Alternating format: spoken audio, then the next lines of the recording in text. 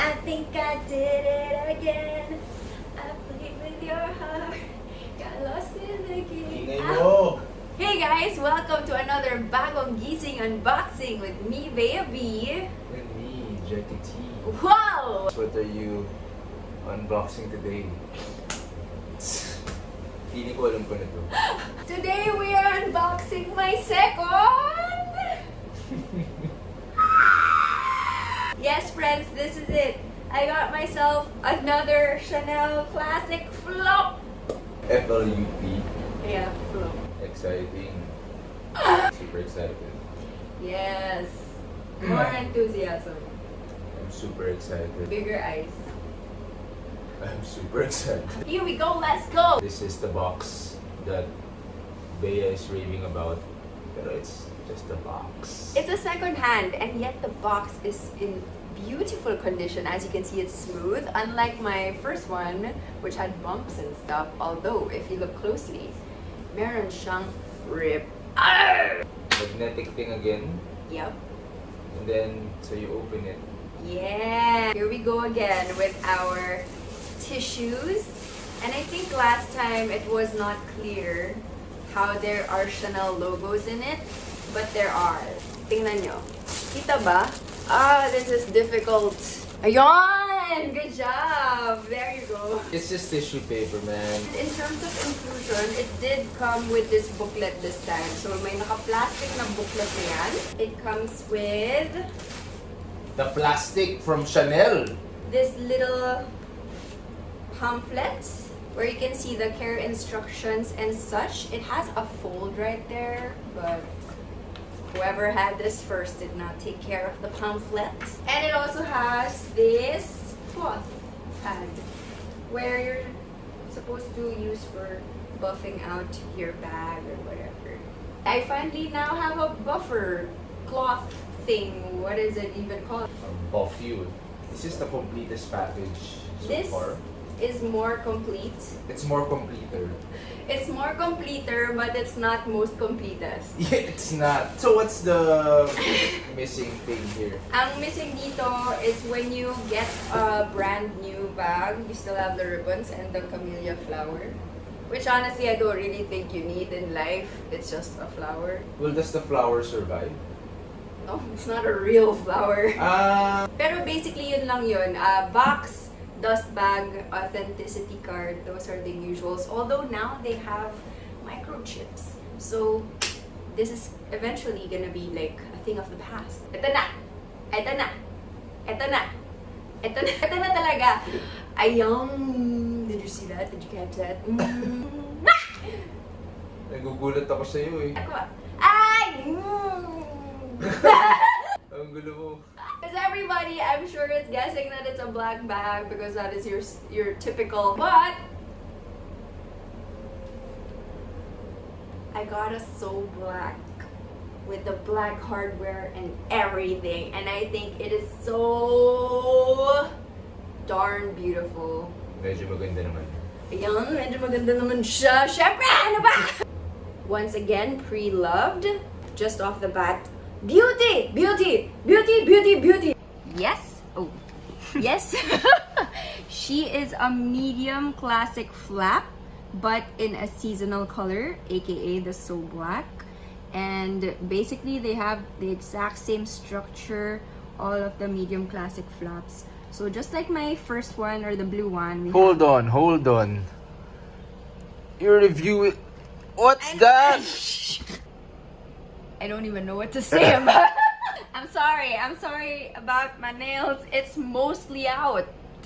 So yes, just like my blue classic flap, it's got the same basic elements. You have your chain strap over here, which of course can be extended.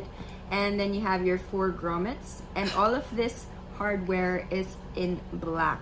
So if you can see right there. In some lights, mukha siyang silver, but it's black, you guys. It's beautiful. The hardware seems to be in really great shape too. If you look very closely, which we are doing right now, it seems to be smooth and evenly black. Although, there are parts like this, which doesn't happen often, pero meron siya, guys. Ano yun? Ayan, para may gasgas siyang konti. But, I mean, who's gonna look at your chains like that? Nobody. You go to your CC lock over here, which is also in so black. Let's check out the condition of our lock. Not bad, guys, not bad. It is pretty smooth and still very beautiful. No, usi ako sa nail ko, my gosh. After I pointed it out. Yeah. Of course, this is in silver. I would have expected a black one. Oh, nga. So Oh, hindi siya so black. So once again, you have your double flaps. Seems to be good. Excellent condition still. Yes. This is still very poofy. I love it. This part, usually when you have your secondhand bags, that gets very wrinkled.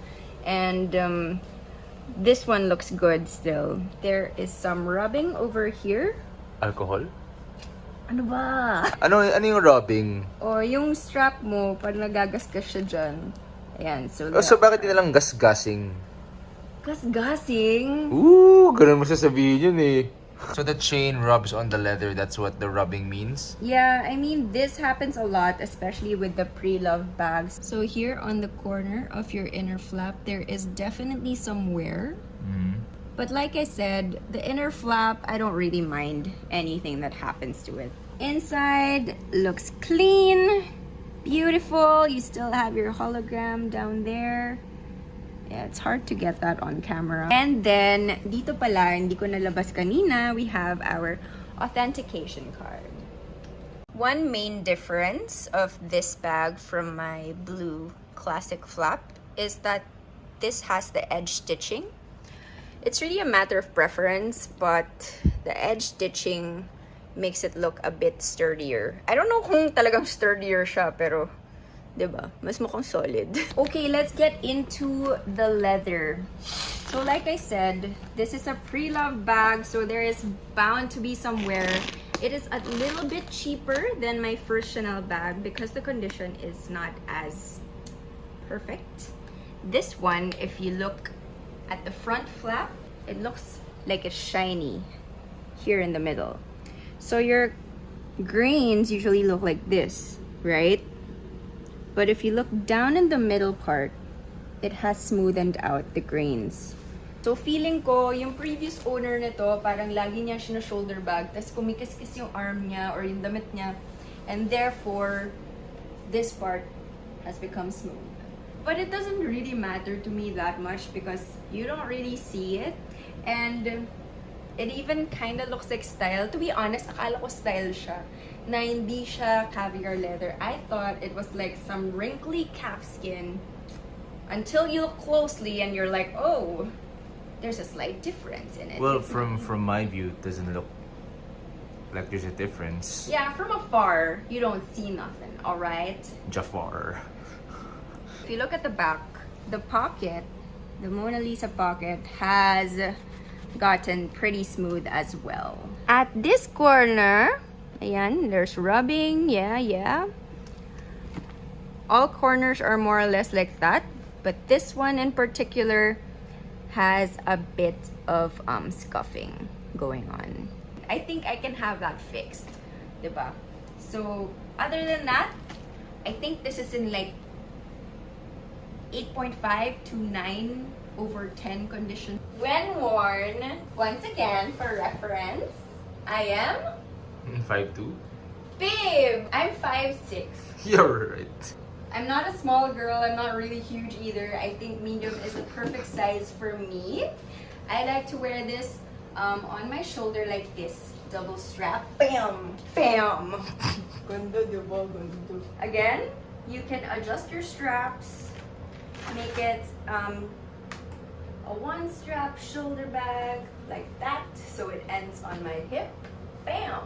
And then you can also wear crossbody. I feel like with this black one, yung so black, parang pwede mo siyang i-edge up eh, kasi medyo uso yung ganito, diba? Feeling ko kung swaggy yung outfit mo, tapos crossbody mo siyang ganito, parang. And then lastly, you could make it a little top handle bag if you wish. Just kind of slip in the straps inside. when you lock it kasi parang di mo na magagalaw yung strap. So there, it can be a top handle. If you don't want more wear on the middle parts, that's how you go about it. Cute! Cute! Cute! This is actually from the 24 series, so it's a few years old. How many? So it's around 3 to 4 years old. It's pretty baby still.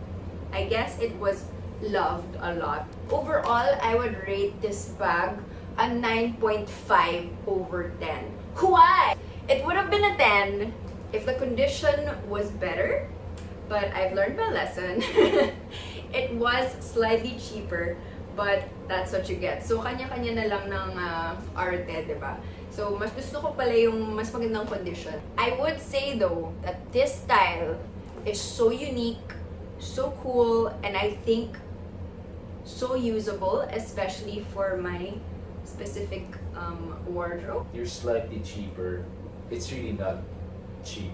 It's negligible actually. Apparently it's because this is what, like a special edition or something.